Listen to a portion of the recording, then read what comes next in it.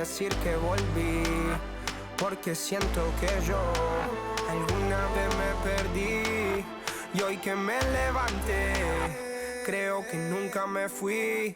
Siempre bendecido, aunque hablen mal de lo mío y el periodista está inventando lío. Eso no me importa, yo sigo en lo mío. La gente sabe cómo soy, por eso están conmigo. Saben que soy un gordo, avaro con estilo muy caro, que se comió el panorama con un solo bocado. Siempre lo han criticado porque siempre fui raro. Nunca hice lo que hacen, por eso no me alcanzaron. Es como lo imaginaron, un blanquito iluminado que escapo de la casa y la plaza, lo he escuchado. Y después de haber notado mi nivel desenfrenado, muchos perros se tragaron todo lo que me vomitaron. Mucho bla bla bla, pero no hacen nada como nosotros lo hacemos, siempre estamos plenos. Ey, no entiendo por qué llaman si antes nadie llamó. No entiendo por qué vienen si antes nadie vino. Esperan que yo sea alguien que saben que no va conmigo. Porque siento que yo alguna vez me perdí y hoy que me levanté puedo decir que volví. Porque siento que yo alguna vez me perdí y hoy que me levanté. Coming to you live on this Tuesday night, it's the NBA on 2K Sports. This is Kevin Harlan with Greg Anthony and Doris Burke. Also joining us from the sidelines, David Aldridge. Last game for the Hornets, the loss to the Hawks. And that does your confidence guys no favor. They got manhandled in that one. It wasn't pretty. Oubre with it. Now defended by Hayward. Comes up empty down low. You know, during his career, Doris, we've seen Kelly Oubre adapt to multiple coaches and teams. He has, Kevin, and he do that through hard work. Oubre improved his perimeter game early in his career, and now he is very capable of adding offensive punch and defensive versatility to whichever roster he's on. And for Terry Rozier, all of his efficiency numbers are way up the last couple of years. Here's a guy who was just 37% from the field during his time in Boston. And the numbers of Terry Rozier, as you mentioned, they're getting better bit by bit, Greg. Scary Terry's three-point shooting is way up, and that helps big time. With experience, Rozier isn't forcing things offensively, becoming a much better decision maker. Here's Oubre. Now, here's Rozier. Just 5 to shoot.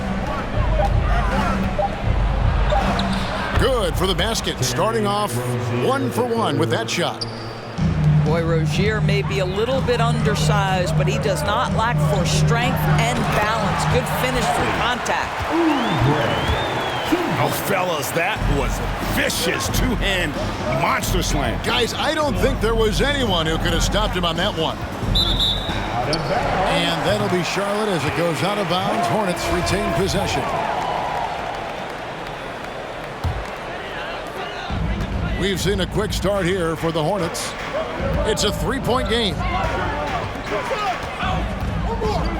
Hayward outside.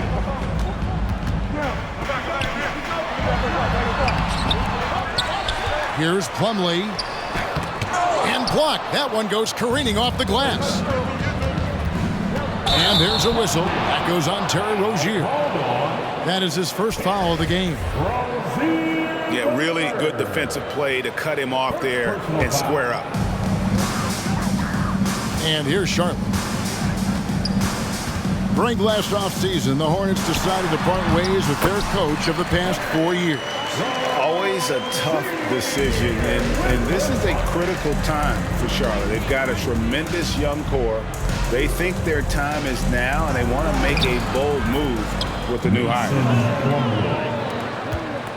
It's good. We all know Terry Rozier can score the ball, but boy, showing the selflessness right there with that pass. And those are the kind of nice inside looks they've gotten here in the first half. The defense ready for him on that possession. They had to be, because he is so strong in the paint. That's a surprise. I mean, really out of character for him to miss when the defense is not right up on him. Charlotte on D. Kelly Oubre unable to get his last shot to go. Let's check in with our reporter, David Aldridge. Well, we were able to talk with Steve Clifford. This is the first meeting of these two teams, so he didn't know exactly what to expect. But he does know that he wants his guys to attack offensively. He feels their success on that and will dictate their success through the game. So, guys, we can expect them to be aggressive from early on. Thanks, DA. Sounds like they're going to do what they can to get this offense rolling. Yeah, they'd like to get out to a fast start, establish a little bit of rhythm and pace right up front. Yeah, I think if they can come out and dictate the tempo, that's to their advantage. Here's Smith. Throws up. And that's good off the glass that time. And now you see them starting to really work the ball inside. Richards. Hornets foul call. Nice D from Williams. Richards. And a closer look here at the scoring breakdown for Charlotte. These guys have been so quick off the dribble, finding great lanes to attack and getting themselves to the basket. And they've also shown dominance in the paint so far tonight, really putting the work in down low. Now here is Smith. His last outing, he had 18 points. Stolen by Washington. Hayward from outside. Score of the basket. Nice shot after missing his first attempt. Well, Gordon Hayward unafraid to be aggressive with his three-point shot. This guy has a ton of confidence in that jumper.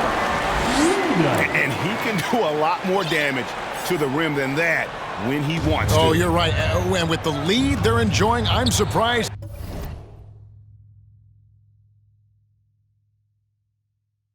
He didn't put a little something extra on that one. And Hayward with the stuff. Well, just great recognition from Hayward. Shows his vertical to finish that pass. Out to Smith. Outside, Martin. Here's McDaniels. No good on the triple.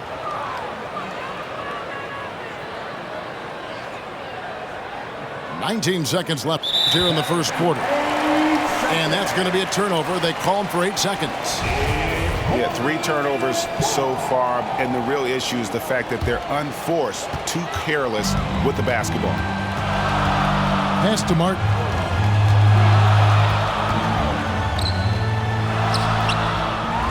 Here's Richards. Ball entered from below the basket. Charlotte ball. 5 seconds left in the first quarter. Out of bounds. And Charlotte turns it over again. Basket ball.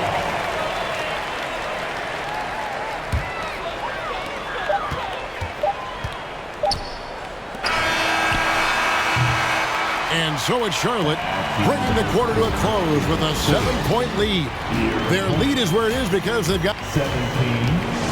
The visiting team, 10. And if you're just joining us, we've played through one quarter in this one. What stands out to you guys from the Hornets in this one? Look who's running on the floor. Well, look at the turnover ratio, then look at the score. Easy to see what happened in that first period. Offensively, they took care of the ball, and defensively, they forced a number of miscues. Hayward outside. From deep. No good. He has missed 3 of his 5 attempts this game. And they're controlling the boards, Kevin. That's +5 in that category. Mark Williams gets the bucket. The assist. And when people talk about defense, the term boxes and elbows comes up a lot. Great for our audience. Can you explain what that's about? It's a great point, Kevin. And listen, the 2 defenders on what we call the boxes, that's down in the low post area. And you see those 2 boxes down at the end of the free throw line. And then you have the 2 defenders on the elbows. So that's the edge of the free throw line. The idea to close down the paint. They are just killing them on the interior. Smith outside. Here's Richards. Yes, and it's Smith with the assist that time. And they've had assists now on their last 3 baskets. Charlotte leading by 5. Oubre outside. And the basket is good. Rozier's got his second basket of the game. Excellent recognition from Kelly Oubre right there. So solid, sensing when one of his guys is open. If there's been a glaring weakness for the Charlotte Hornets these past several seasons, they clearly are not a good enough defensive team. And I mean that both in the painted area and with their perimeter guard play on the defensive end. Well, probably a little draft in the arena tonight. He's the last guy you expect to miss the mark by that much. Absolutely. And we know that when Dennis Smith Jr. is playing to his strengths, this guy is an effective player. The key for him moving forward is he's got to find a way to be consistent. First team foul. With a short break in the action gives us a chance now to send it over to David Aldridge. Thanks very much. Now, you may not know this, but Gordon Hayward was a 2-time Indiana State singles champion in tennis. He says, in high school, I was better at tennis than basketball, but I've always loved hoops more. Thankfully, I was able to grow throughout high school to get to the frame I have now. He has certainly filled out in the NBA. Kevin, back to you.